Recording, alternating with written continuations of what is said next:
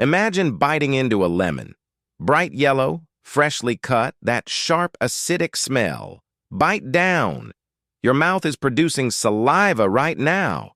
Your nervous system just responded to something that never happened, and it did it without your permission, without your awareness, and without any way to distinguish it from a real lemon. This is not a party trick. It is a window into one of the most profound and unsettling features of human consciousness. Your brain cannot fully tell the difference between what is real and what it vividly imagines. The neuroscience behind this is not speculative.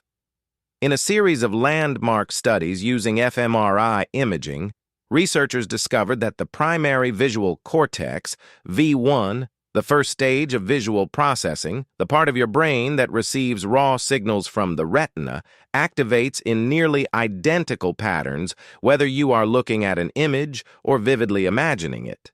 The same neurons, the same activation geometry, the same signal.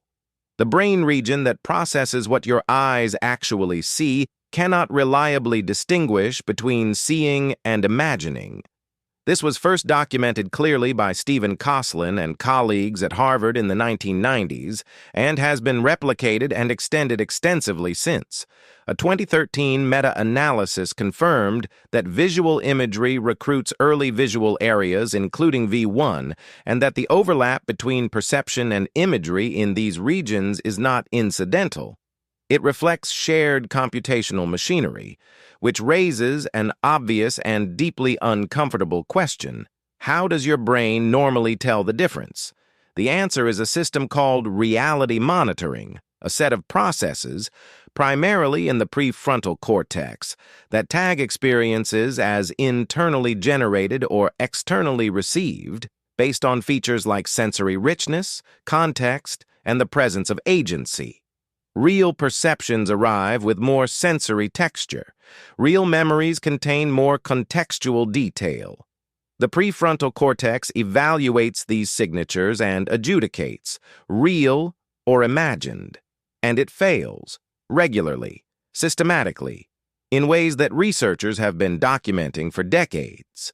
The misinformation effect, first described by Elizabeth Loftus in the 1970s, is one of the most replicated findings in cognitive psychology. When people witness an event and are later exposed to false information about that event, a leading question, a misleading retelling, they frequently incorporate that false information into their memory of the original event. They don't remember being told something incorrect. They remember seeing it. Their reality monitoring system misclassified an imagined or suggested detail as a real perceptual memory. This happens in eyewitness testimony. It happens in therapy. It happens in ordinary conversation. The brain's tagging system is imperfect, and the primary visual cortex's inability to distinguish real from imagined at the processing level is part of why.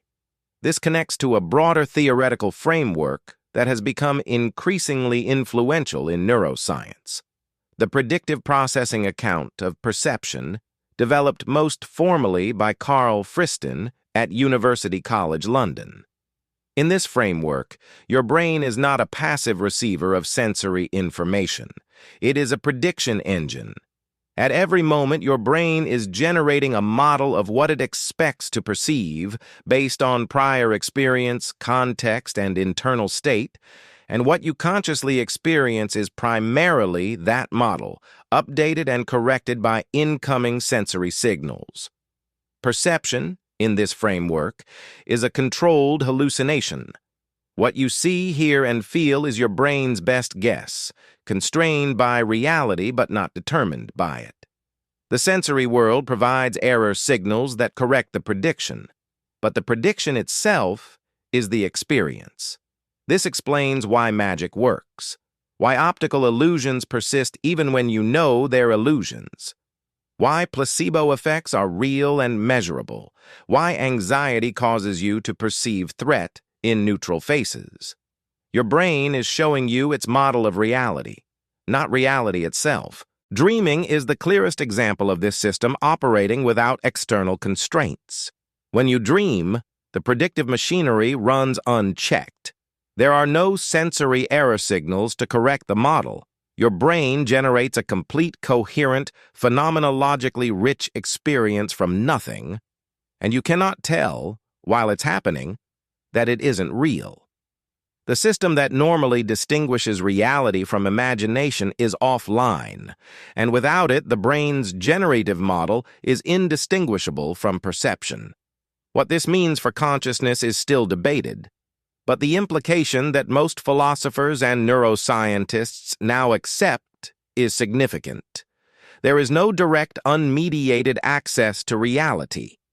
What you experience as the external world is a construction, sophisticated, remarkably accurate in most circumstances, but a construction nonetheless. The lemon was never real. Your brain made it real enough to respond to. And it does this with everything you experience, every moment of every day, something worth stopping and thinking about. New video every week. Subscribe if this kind of thing changes how you see things.